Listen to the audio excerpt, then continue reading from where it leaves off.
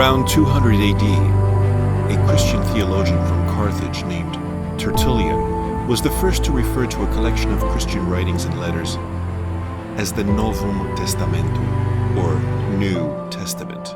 He did so to distinguish them from what was traditionally called in Greek graphe, which literally means writing or scripture, and referred specifically to the sacred writings of the Jews, which he termed the Vetus Testamentum, or Old Testament. By the 4th century, the Catholic Church had finalized the books of the New Testament. Some, however, were the subject of much debate and remained controversial. One of the last to be accepted was the Epistle to the Hebrews, a 1st century letter presenting Christ as fulfillment of the Old Covenant and establishing a new one. The historian Eusebius of Caesarea, along with others, classified the Epistle to the Hebrews among the Antelegomena, books whose place in the canon was disputed, despite being widely used by some Christian communities. Though traditionally attributed to the Apostle Paul, it was not seriously considered for inclusion in the New Testament until the 3rd century. Its authorship remained a major point of debate in the early Church due to its elegant Greek style and theological differences from Paul's letters, and the absence of the author's name, which contrasted with Paul's customary self-identification. Some churches accepted Pauline authorship. Figures like Clement of Alexandria and Origen supported it. Other communities were more skeptical, with Tertullian and others rejecting Pauline authorship. And the Muratorian canon, the oldest known list, omitting Hebrews altogether. One of the theological points of contention surrounding Hebrews centers around a unique title and role that the author ascribes to Jesus. The Epistle of Hebrews is the only book in the Bible to give Jesus the title of High Priest. The word priest has a complex history with overlapping meanings. In Hebrew, Cohen applies not only to Jewish priests who performed temple rituals and sacrifices, but also to pagan priests like the Egyptians or Canaanites, and even some political figures. This phenomenon, described by linguists as colexification, occurs when a single word carries multiple context-dependent meanings. A well-known example is the ancient Greek word logos, which can mean word, or reason, or even law, or ratio. Similarly, the varied use of Cohen in the Old Testament can mislead modern readers into assuming every priest refers to the same idea. In ancient Israel, priests served as religious leaders, acting as mediators between the people and God by offering sacrifices, leading worship, and teaching religious laws.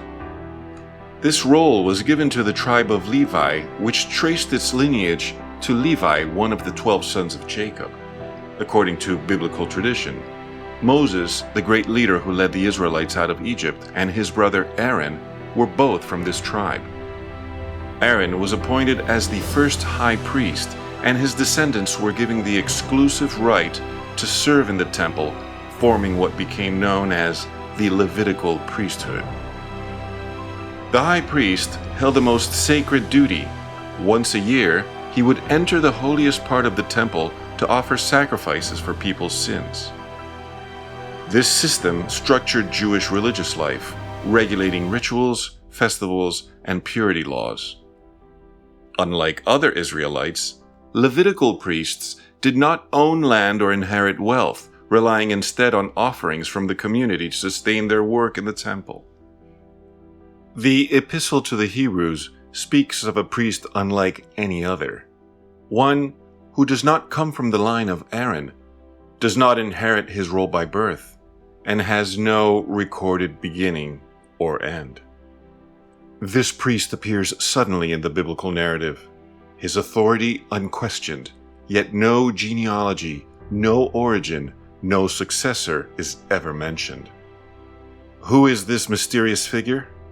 His name is Melchizedek, a priest of God Most High and King of Salem, meaning King of Peace. He enters history in Genesis 14 when Abram, later Abraham, returns from battle after defeating a coalition of kings. Instead of demanding tribute or engaging in war, Melchizedek blesses Abram, recognizing him as favored by God. In response, Abram gives him a tenth of his spoils, an act of profound respect. And then, almost as mysteriously as he arrived, Melchizedek offers a sacred sacrifice of bread and wine, presenting them before God as a priest of the Most High. With this act, he vanishes from the story, leaving behind a moment rich with meaning, one that would echo through the centuries, waiting to be understood. The Epistle to the Hebrews makes a bold claim, connecting Melchizedek, a mysterious priest-king from Abraham's time, to Jesus Christ, who lived nearly 2,000 years later.